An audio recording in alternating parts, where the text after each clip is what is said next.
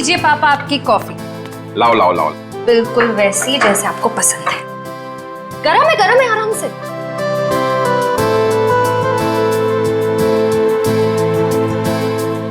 Wow, मेरी बेटी जैसी कॉफी इस दुनिया में कोई नहीं बना सकता। वो तो है, लेकिन एक जमाने में मैं भी बहुत टेस्टी कॉफी बनाया करती थी। तुम हो ही इतनी टेस्टी। हाँ? मेरा मतलब है तुम आज भी उतनी टेस्टी कॉफी बनाती हो। आप भी ना बेटी के सामने कुछ भी बोल रहे हो। क्यों, क्या हुआ? श्रेया बेटा, तुम्हें कोई प्रॉब्लम है? नहीं पापा, मुझे कोई प्रॉब्लम नहीं है। ये देखो। ना आप खाइए, मैं देखती हूँ।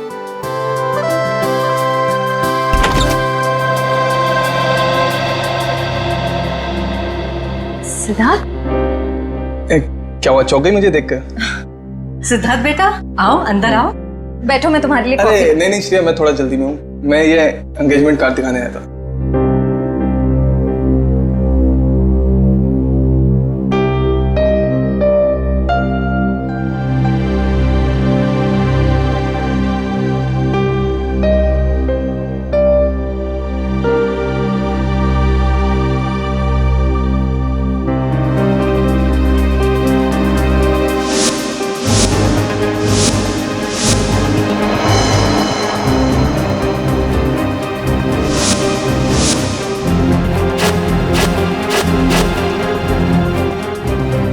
कैसा लगा डिजाइन?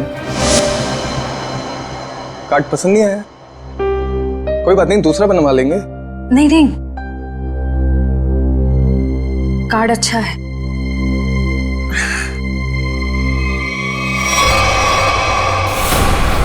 चल चल चल चल चल चल चल चल, हम लोग इस बंगले छुप जाते हैं। अरे जैसा भी नहीं यहाँ पर।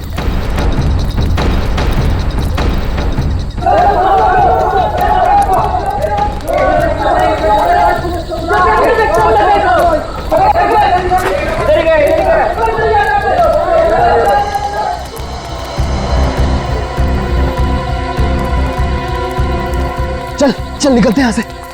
अरे रुक रुक रुक, हम लोग सारा सोना यहीं पे गाड़ देते हैं जमीन में। अबे तेरा दिमाग खराब हो गया है? मोहल्ले के लोगों ने हमारा चेहरा देख लिया है और अगर कल हम यहाँ दोबारा आए तो यहाँ पकड़े जाएंगे, खतरे में पड़ जाएंगे। हम लोग सोना लेकर बाहर नहीं जा सकते हैं, सारे लोग घूम रहे हैं। और तू खतरों से कब से डरने लगा? अरे खतरों से नहीं, तेरी बेवकूफियों से डर रहा हूँ। देखना एक दिन तेरी सारी बेवकूफियां हमें ले डूबेंगी, समझा? तू बेवकूफ किसे बोला? हाँ, सारा प्लान मैंने बनाया है। सारा प्लान तूने बनाया, इसका मतलब ये नहीं कि जेल भेजने का प्लान भी तू बनाएगा, समझो? जरूरी नहीं है मैं तेरा सारा बात मानूं, समझा? सोना यहीं गाड़ेंगे, यहीं। अच्छा, गाड़ के दिखा। अच्छा,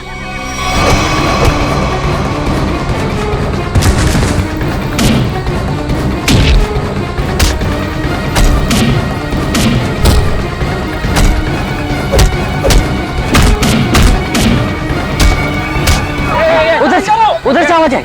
चल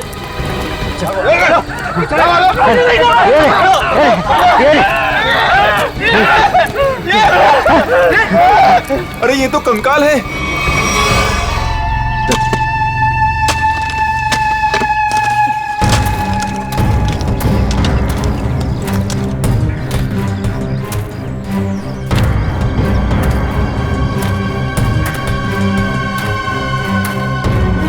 कैसा दिमाग होता है इन मुजरिमों का। खून करके मन नहीं भरा तो डिजाइन बना दी हड्डियों की। सचिन, तुम दोनों एक काम करो, घर के अंदर से अच्छी तरह से तलाशी ले लो, देखो कुछ ना कुछ मिलता है क्या। हा? तो टांगों की हड्डियां अलग अलग लोगों की है? हाँ तारिका, अलग अलग इंसानों की है। बस मुझे लगता है कम से कम 2 लोगों का तो खून हुआ है यहाँ पर। हाँ विक्रम सर, ये बाकी की हड्डियां मिल गई है, इन्हें यहाँ पे दफना के रखा गया था। एक एक हड्डी संभाल के उठाओ, हैं? एक एक हड्डी। तू जरा देखो, घर के अंदर कहीं खून के निशान मिलते हैं क्या?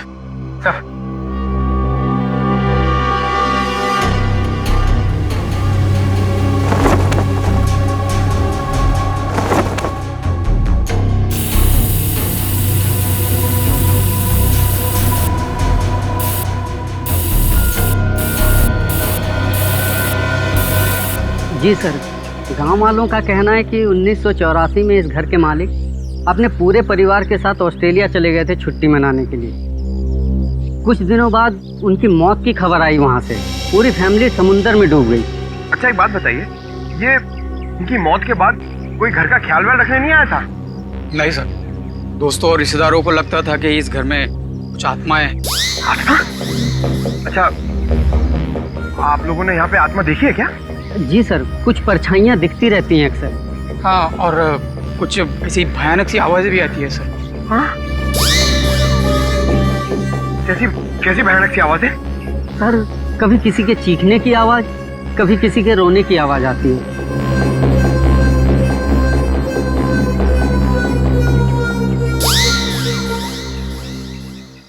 सड़के, इन सारी हड्डियों को देखकर लगता है कि खून एक आदमी का हुआ है और एक औरत का भी। ये देखना, पेल्विक गर्ड, एक पेल्विक गर्डल किसी औरत की है। हाँ बस, लेकिन एक कमाल की बात है, क्या? इन सारी हड्डियों में किसी की भी खोपड़ी की हड्डी नहीं मिली। हो सकता है खोपड़ियां किसी और जगह पे छुपा कर रखी हो या फेंक दी हो सकता है ना।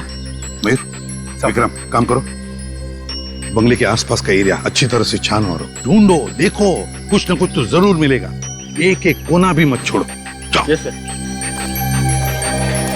ये बंगला बंद ही रहता है? और आप लोग आसपास रहते हैं? जी सर। यही घर मिला था तुम लोगों को?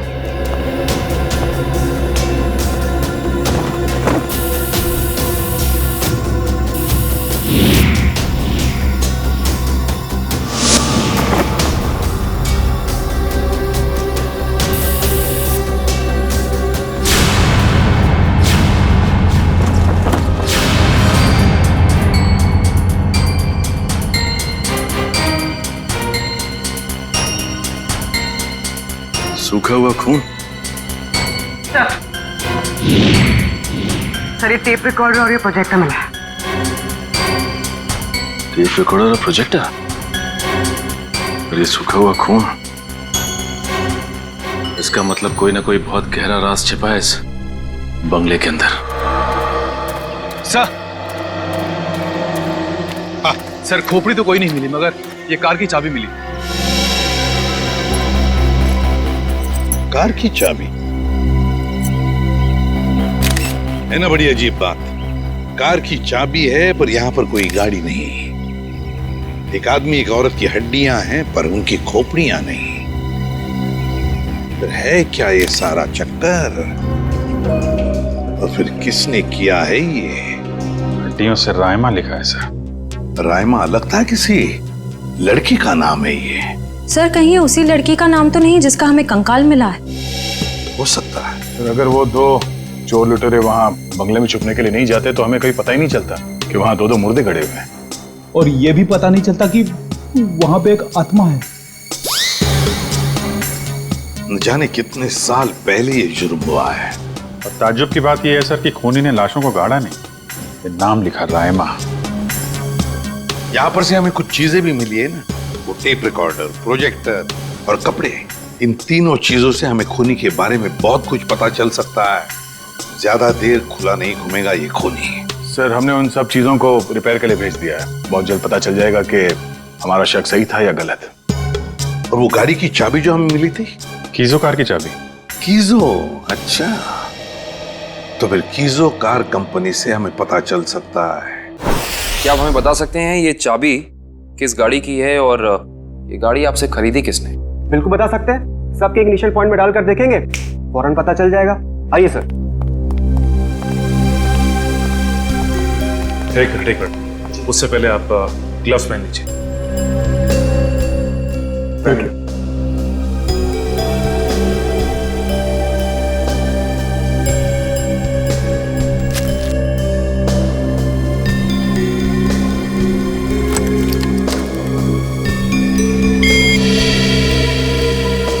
नहीं सर।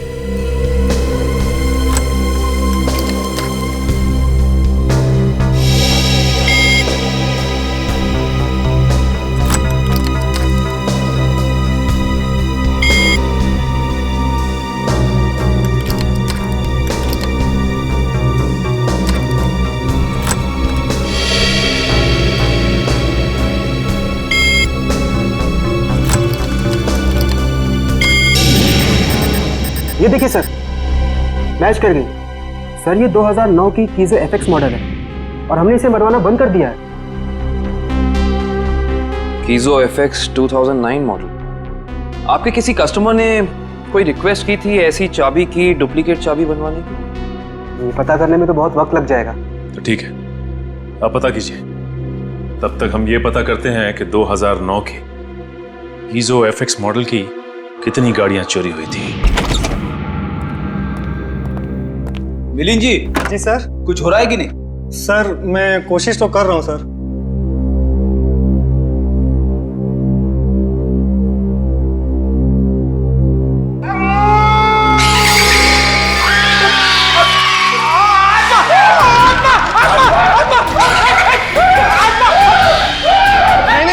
नहीं सर, आत्मा नहीं है, ये तो गलती से फेडर खुल गया था। भयानक आवाज?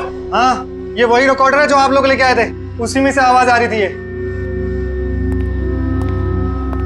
सर, ये आत्माओं ने शॉर्टकट मारना शुरू कर दिया है। ये अपनी आवाज यूज नहीं करती है, इस टेप रिकॉर्डर में आवाज डाल के यूज करती है। पंकज, ऐसा भी हो सकता है कि वहां पे कोई आत्मा हो ही ना, कोई इंसान ही ये सब खेल खेल रहा हो। मिलिंद जी। जी सर। आपको इस प्रोजेक्टर से क्या फुटेज मिला? हाँ सर, एक मिनट। हेलो रचना, तुम नीचे खड़ी हो? ओके, तुम वहीं रुको, मैं आता हूं। सर सॉरी सर, मुझे किसी काम की वजह से नीचे जाना पड़ रहा है। आप लोग ये रिमोट लीजिए ना, आप लोग फुटेज देखिए। पर सर जरा ध्यान से। ध्यान से क्यों? क्योंकि सर ये फुटेज कमजोर दिल वालों के लिए नहीं है।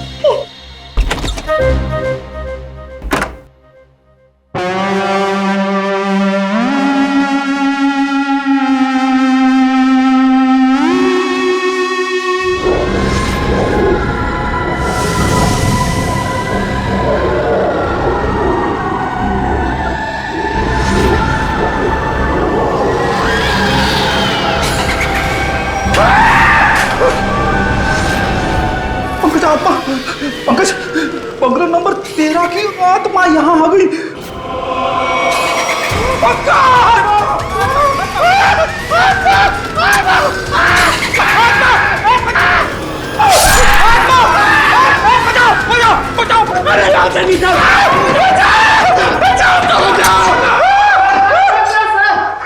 मैंने तो पहले कहा था सर, ये फुटेज कमजोर दिल वालों के लिए नहीं है। नहीं है। अरे आपको क्या इतनी सी फुटेज मिली थी? हाँ सर, अभी तो यही फुटेज मिली है। अरे ये क्या कम है, पता नहीं एसीपी साहब क्या कहेंगे ये फुटेज देखकर। आप उनसे ये मत कहना कि हम दोनों डर गए थे। सर मैंने तो उनको फोन करके सब कुछ बता दिया।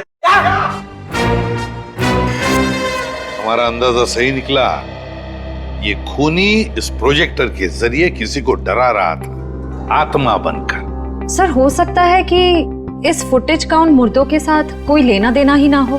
I mean, लोगों में ये अफवाह फैली है कि इस बंगले में आत्मा है, तो हो सकता है कि ये पूरी फुटेज किसी ने किसी के साथ मजाक करने के लिए बनाई हो।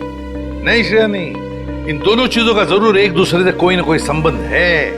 ये डरावनी फुटेज उस खूनी के विकृत दिमाग में से ही निकली है।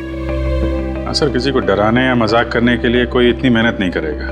फुटेज में ये जो आत्मा है, इसे प्रोफेशनल तरीके से फिल्माया गया है, स्पेशल इफेक्ट्स के साथ, जैसे फिल्मों वगैरह में होता है। और इस फुटेज को देख के लगता है सर कि खूनी को स्पेशल इफेक्ट्स का काफी ज्ञान है, या फिर हो सकता है उसने ये फुटेज किसी स्पेशल इफेक्ट स्टूडियो में बनवाई है। हाँ बिल्कुल सही, ऐसा ही हो सकता है।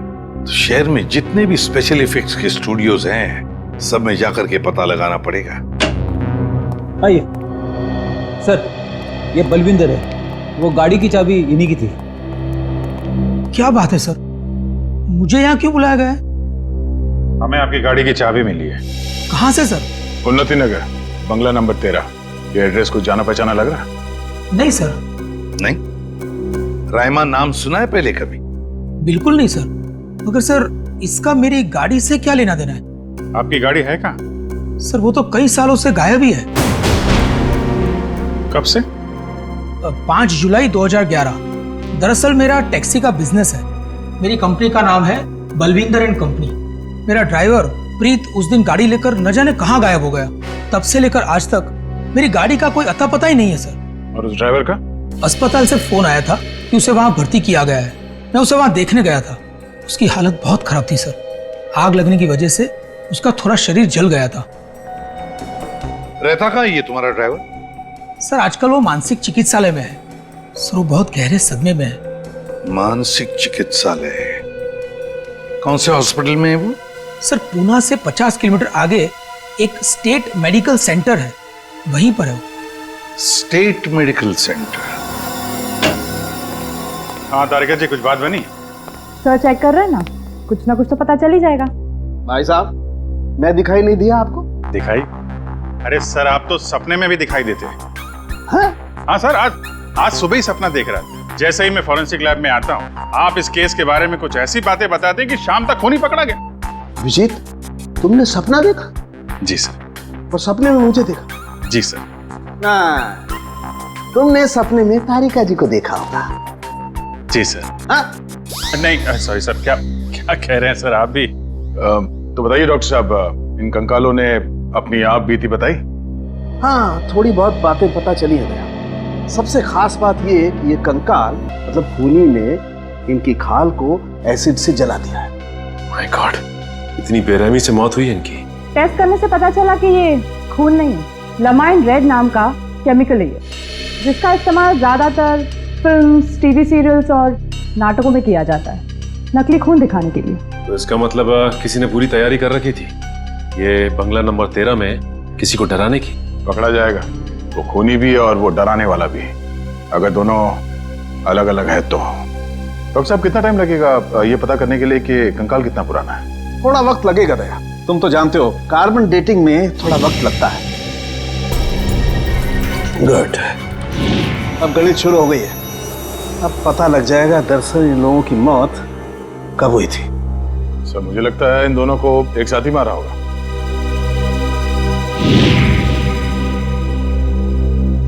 छत्तीस से 38 महीने पहले, मतलब 3 साल पहले। 2011 में मौत हुई है इनकी। और उस बलविंदर की कार भी जुलाई 2011 को गायब हुई थी, बंगला नंबर 13 से।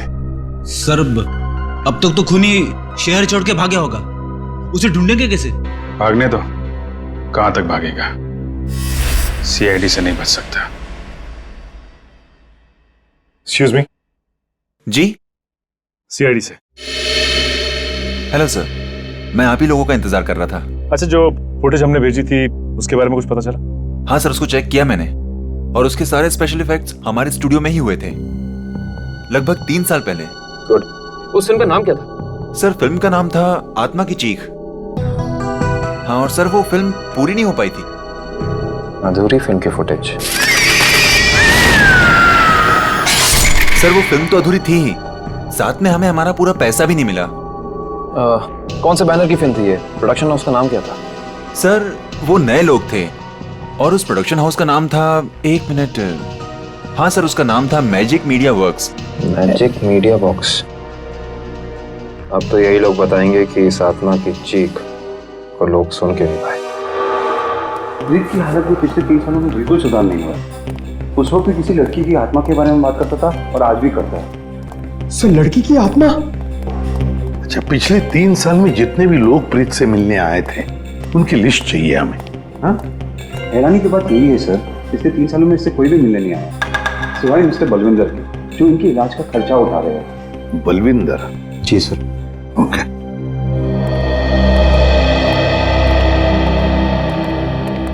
प्रीत, ये सीआईडी ऑफिसर्स है, ये तुमसे कुछ बात करना चाहते हैं। सीआईडी? ये सीआईडी क्या होता है? सीआईडी का मतलब है दोस्त। और प्रीत, दोस्त किसे कहते हैं? जो अपना सुख दुख दूसरे दोस्त के साथ बांटता है ना? और हम सब तुम्हारे दोस्त हैं, तो अब तुम हमसे तुम्हारे सुख दुख बांटोगे ना? ठीक है दोस्त। देखो प्रीत, अब मैं तुमसे कुछ कहूंगा, कुछ पूछूंगा, इन सब चीजों का बड़े शांत दिमाग से मुझे जवाब देना। याद करो, जुलाई महीना 2011, तुम उस रात बंगला नंबर 13 में गए थे 2 लोगों को लेकर। हाँ, 2011 बंगला नंबर 13। बंगला नंबर 13, क्या हुआ था वहां पर? तुम लोग मेरे दोस्त नहीं हो, तुम लोग मेरे दोस्त नहीं हो। राइमा ने भेजा है ना तुम लोग को मुझे मारने के लिए, राइमा ने भेजा है ना? नहीं, राइमा ने नहीं भेजा है। हम लोग दोस्त हैं तुम्हारे। हाँ पक्का? बिल्कुल पक्का, राइमा ने नहीं भेजा है हमें। अब बताओ क्या हुआ था उस रात उस बंगले में, है? बंगला नंबर 13। एक आदमी और औरत ने पैसे दिए थे मुझे उन्हें वहां ले जाने के लिए। ये क्या? राइमा चीख रही है, राइमा चीख रही है, मुझे मार देगी, मुझसे बदला लेना चाहती है।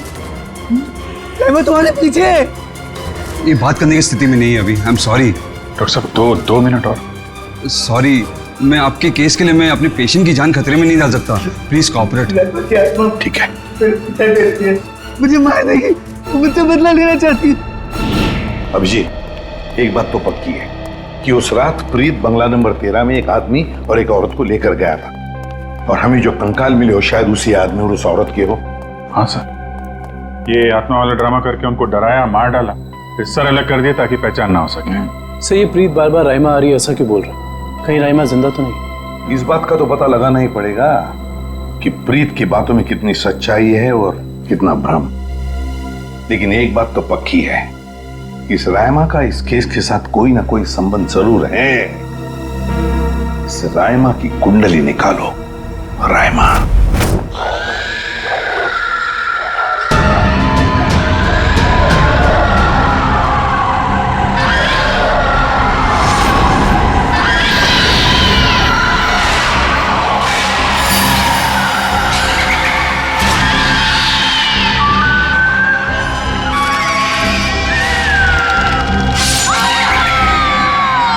ये फुटेज आपको जिस बंगले से मिली वहां खून हुआ है? जी हाँ, दो खून। वैसे ये फिल्म की फुटेज आपकी है ना? जी हाँ, क्या बताऊं सर, बड़ी ही मनहूस फिल्म थी। 10 सीन ही शूट किए थे, फिर फिल्म बंद हो गई।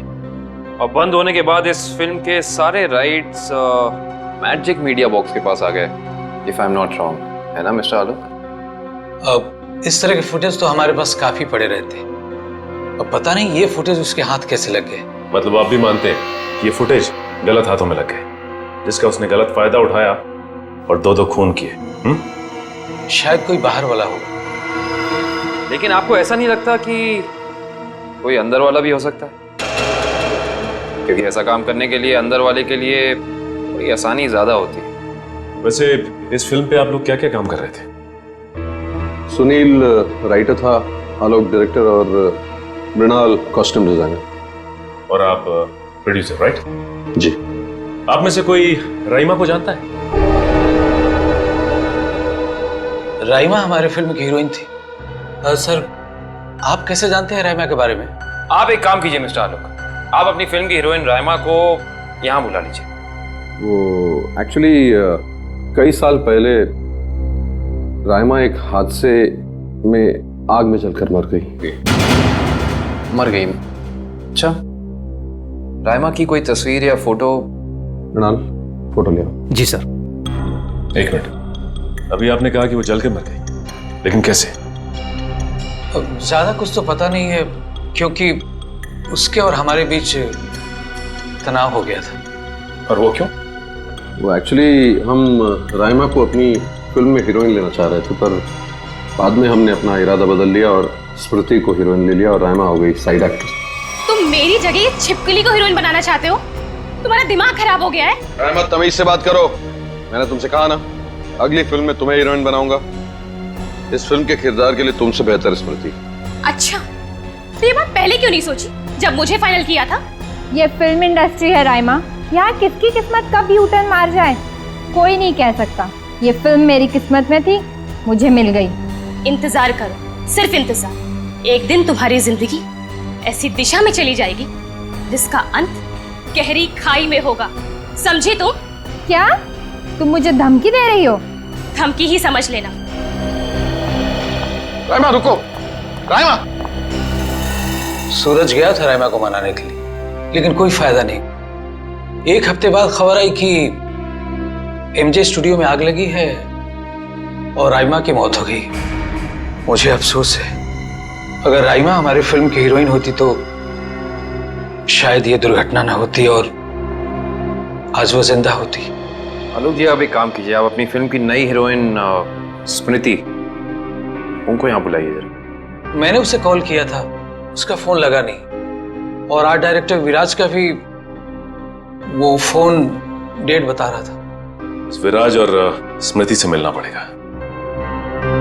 सर, ये रहे फोटो। ये है राइमा। राइमा ने स्मृति को धमकी दी, उसके बाद राइमा खुद मारी गई। तो फिर ये खून कर कौन रहा है? इसका जवाब तो अब विराज और स्मृति से मिलकर ही पता चलेगा।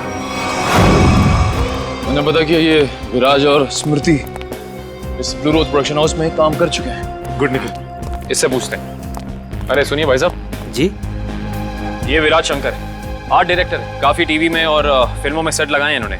इन्हें पहचानते हैं आप? नहीं सर, मुझे नहीं मालूम। जी, आगे पूछते हैं। एक्सक्यूज मी, हम लोग सीआईडी से। जी, आप विराज शंकर को जानते हैं? विराज शंकर? हाँ सर, मैं जानता हूँ। वो बेचारे बहुत कर्जे में थे, पर फिर पता नहीं क्या हुआ उनका। उनका कोई एड्रेस, कोई पता? सर, इस बारे में कुछ ज्यादा तो पता नहीं है, लेकिन उनको ऑफिस कहीं अंधेरी में है।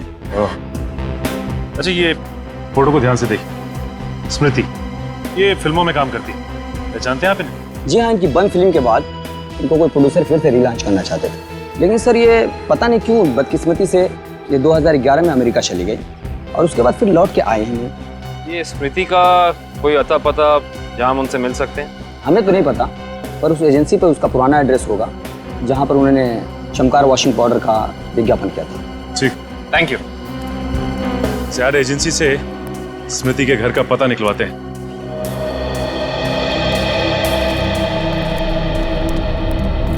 पुलिस की रिपोर्ट के हिसाब से राइमा इसी एमजे स्टूडियो में जलकर मरी है। पता नहीं काबिल, लेकिन ये बात इतनी सीधी है नहीं जितनी की लग रही है। जैसा कि फाइल में लिखा हुआ है कि स्टूडियो में आग लगी रात के 2 बजे। ये राइमा स्टूडियो में 2 बजे करने क्या आई होगी, जबकि यहाँ शूटिंग भी नहीं चल रही थी। सही कह रहे हो सच, लेकिन एक बात है जो मेरे दिमाग से निकल नहीं रही है, वो ये कि यहाँ रात 2 बजे आग लगी तो सुबह 5 बजे तक किसी को पता क्यों नहीं चला? और रिपोर्ट के हिसाब से यहाँ आग 5 बजे लगी। जिन पुलिस वालों ने इस केस की तहकीकात की थी, उन्होंने जरूर कुछ गड़बड़ की है, तभी तो केस के 2 महीने के बाद उनका ट्रांसफर यानी कि तबादला हो गया था। हो सकता निखिल, लेकिन उससे ज्यादा अहम बात यह है कि रिपोर्ट के हिसाब से यहाँ राइमा की एक हड्डी तक नहीं मिली।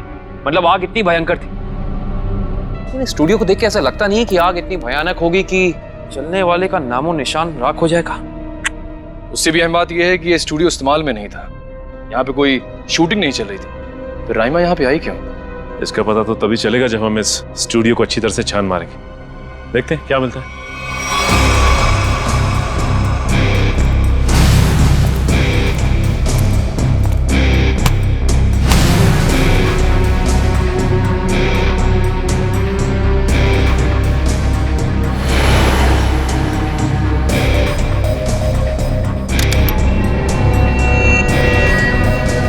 ये देखो, जली हुई गन।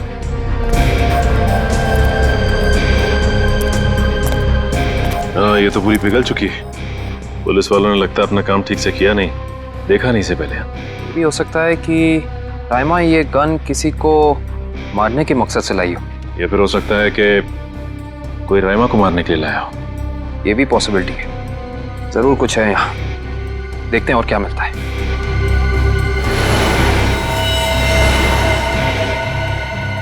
सर, कंकाल। एक मिनट निखिल, जरा संभाल संभाल। करण, शीट ला। एक बार कंकाल, वो भी पूरी तरह से जला हुआ, और इसकी लंबाई 5 फीट 6 इंच। और राइमा की लंबाई 5 फुट 3 इंच। इससे साफ पता चलता है कि ये कंकाल राइमा का नहीं बल्कि किसी और का है। केस सुलझने की बजाय और उलझता चला जा रहा है। एक बात और, हम लोगों को यहाँ जली हुई गन जरूर मिली है, लेकिन इस लड़की की मौत गोली लगने की वजह से नहीं, इस लड़की की मौत जलने की वजह से ही हुई है। देखो, ढूंढो और कुछ मिलता है क्या।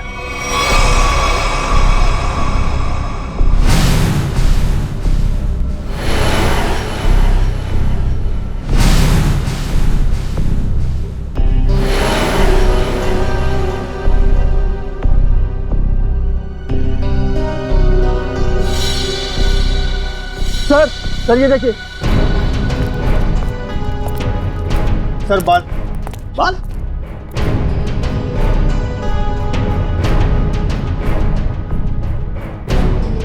ओह सर, ये तो किसी लड़की का बाल लगता है, या तो मरने वाली का या फिर राइमा का। ये किसका बाल है ये तो डीएनए के बाद ही पता चलेगा। सर ये अरुण है, विराज जी के वर्कशॉप के इंचार्ज। जी, आपको कुछ बनवाना था? जी हाँ, हथकड़ी बनवानी है। हथकड़ी? मैं कुछ समझा नहीं। हाँ, अपनी बनाई हुई हथकड़ी खुद अपने हाथों में पहनेंगे तो थोड़ा दुख कम होगा। अब समझ में आया, इतने सालों के बाद ख्याल आया आपको कर्ज के रुपयों का। कर्ज के रुपए? हाँ, इसीलिए तो आप उन्हें ढूंढ रहे हैं, क्योंकि वो लोगों से लिया हुआ कर्ज वापस नहीं कर पाए। नहीं मैडम, हमारा यहाँ आने का मकसद कुछ और है। विराज को बुलाई, कहाँ है वो? ये तो कोई भी नहीं जानता। कर्जदारों से परेशान होकर आज से 3 साल पहले जुलाई 2011 में ना जाने कहाँ गायब हो गए। जुलाई 2011? सर 5 जुलाई 2011। सर मुझे लगता है कि इस विराज के भागने की वजह कर्जा नहीं कुछ और है, जिसका कुछ ना कुछ संबंध उन कंकालों के साथ जरूर है। मुझे तो लगता है उनमें से एक कंकाल विराज का है। याद है सारुण के साहब ने कहा था, आदमी वाला कंकाल किसी मजदूर या आर्टिस्ट का है जिसने जिंदगी भर अपने हाथों से बहुत काम लिया है। और हो सकता है सर शायद वो दूसरा कंकाल स्मृति का हो। ये विराज के परिवार वाले कहाँ रहते हैं? सर जहाँ तक मुझे पता है उनके परिवार में कोई और है ही नहीं। विराज अकेले ही थे? जी सर। चीज मिल जाती डीएनए सैंपल के लिए तो कंकाल वाला राज खुल जाता। ये सारी पेंटिंग उन्हीं की है ना? जी सर। देखो जरा।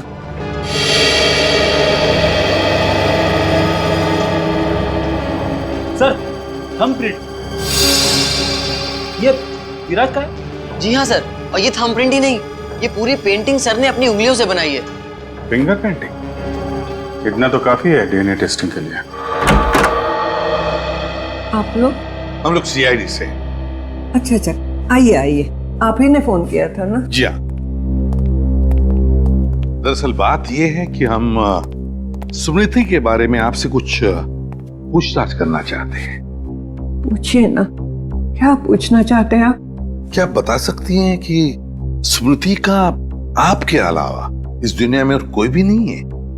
नहीं, उसके माँ बाप बचपन में ही गुजर गए।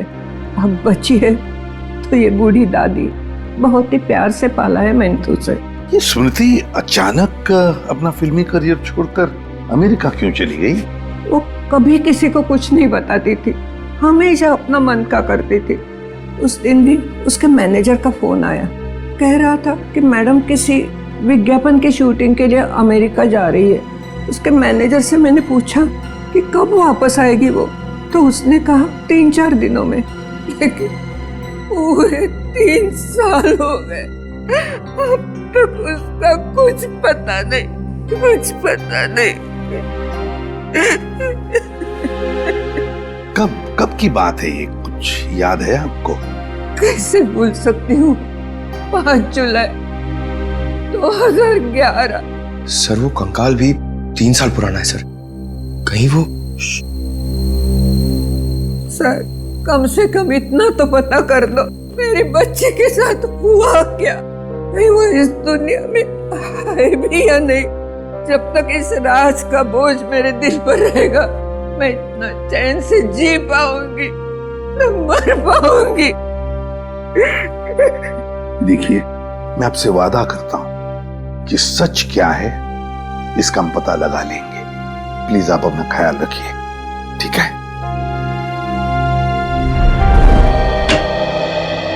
हाँ डॉक्टर साहब, डीएनए की रिपोर्ट आ गई क्या? हाँ, पेंटिंग पर जो सूखा हुआ सलाइवा मिला था, वो सलाइवा ये बताता है कि वो आदमी वाला कंकाल विराज का ही है। और हमने स्मृति की दादी का भी डीएनए टेस्ट करवाया, जिससे पक्का हो गया कि बंगलो नंबर 13 में जो कंकाल मिला था वो स्मृति का है। और वो बाल इसी जली हुई लड़की के हैं?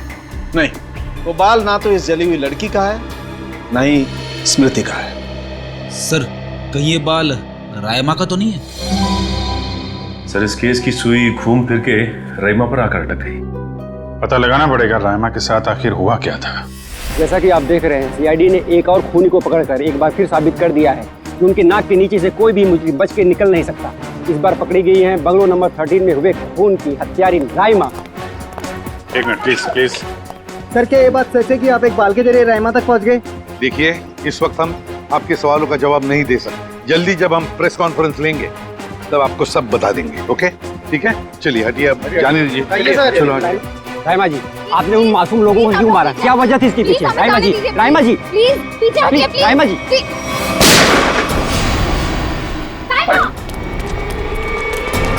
पकड़ो उसे। अब खूनी पकड़ेगा इसे।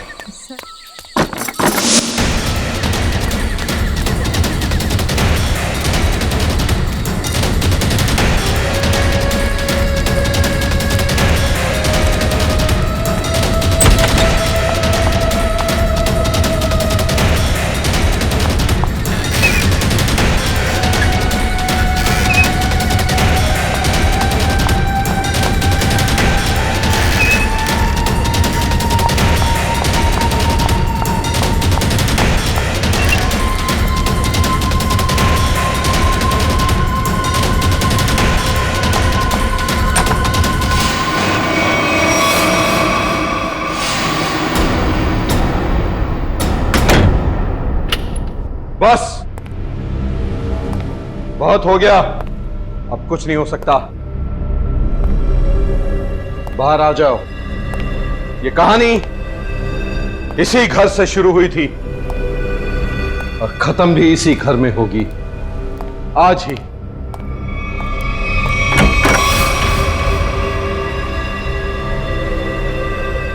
छुपने का कोई फायदा नहीं, बाहर आ जाओ। सुना तुमने?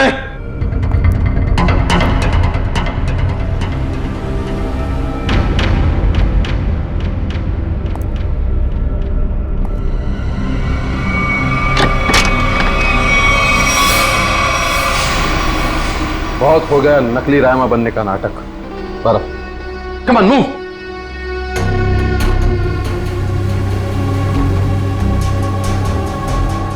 कौन हो तुम?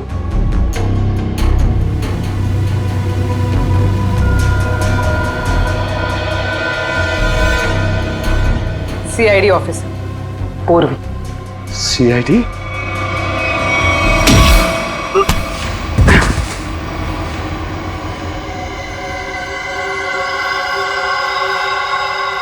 मैं और रायमा एक दूसरे से बहुत प्यार करते थे, इसलिए जब हीरोइन का रोल रायमा की जगह प्रीति को मिला तो तुम्हारे दोनों कानों से धुआं निकलने लगा है?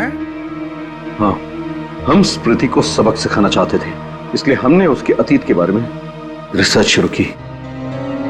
रायमा को पता चला कि एक्ट्रेस बनने से पहले स्मृति ड्रग्स के कारोबार से जुड़ी थी। इसलिए रायमा ने स्मृति को ब्लैकमेल करना शुरू कर दिया। क्यों? स्मृति को लगा कि उसका करियर खत्म होने वाला है, उसके रीलॉन्चिंग के सपने पर पानी फिर जाएगा, इसलिए उसने और उसके बॉयफ्रेंड विराज ने एक किलर को रायमा की सुपारी दी। यह तो अच्छा हुआ कि उस किलर की गोली से रायमा नहीं मरी, बल्कि वो अपराधी खुद उस आग में जलकर मर गई। विराज, स्मृति, कहाँ हो तुम दोनों?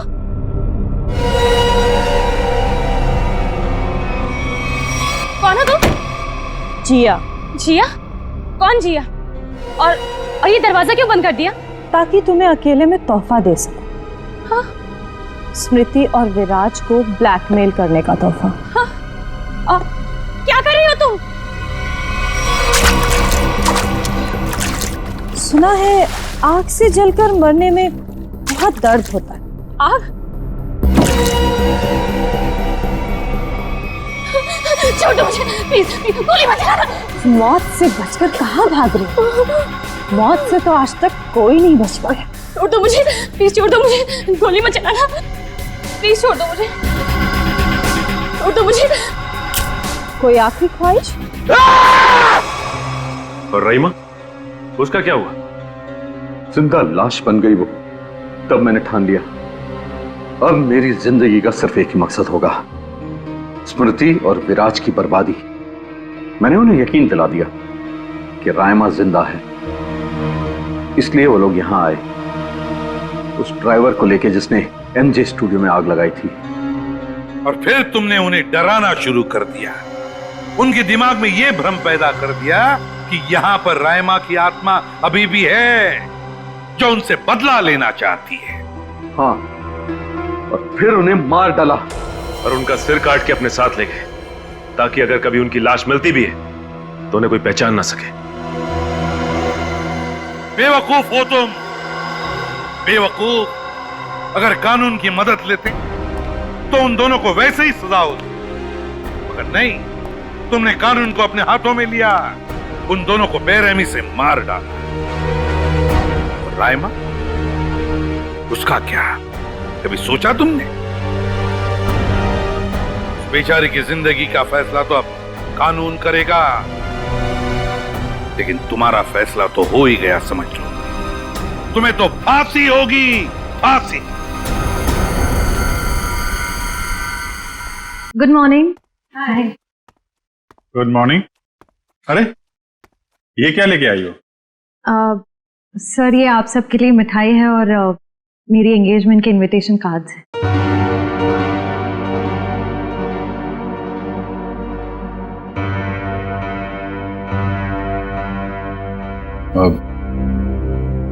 तारीख पक्की हो गई? जी सर, 28 सितंबर। अच्छा। दो हफ्ते बाद ही है। काफी तैयारी करनी होगी आपको तो। सर, ज्यादा कुछ तैयारियां करनी नहीं, सिद्धार्थ को भी मेरी तरह एक छोटा सा ही फंक्शन चाहिए था। ये तो बहुत अच्छी बात है। Congratulation Shreya. Thank you sir. चलो मुंह मीठा कराओ। हाँ श्योर।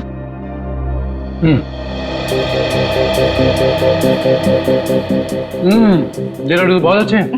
ओह सर, आप लोग भी लीजिए ना। हाँ, थैंक यू सर। लो फ्रेडी, मुंह मीठा करो। रहने तो मीठा खाने का मन नहीं है मेरा। अरे फ्रेडी, एक लड्डू से कुछ नहीं होगा, लो ना। Sir please. ये हुई ना बात पूर्वी। तुम ही लो श्रेया। नहीं सर, थैंक यू, लेकिन आप सबको जरूर आना है। ये भी कोई पूछने की बात है श्रेया? हम सब जरूर आएंगे, है ना सर?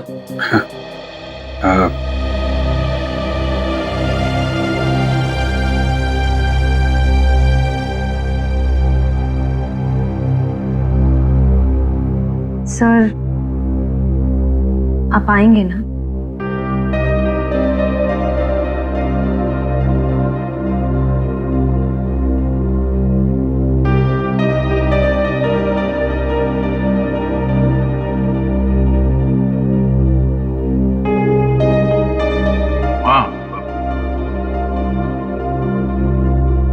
मैं जरूर आऊंगा।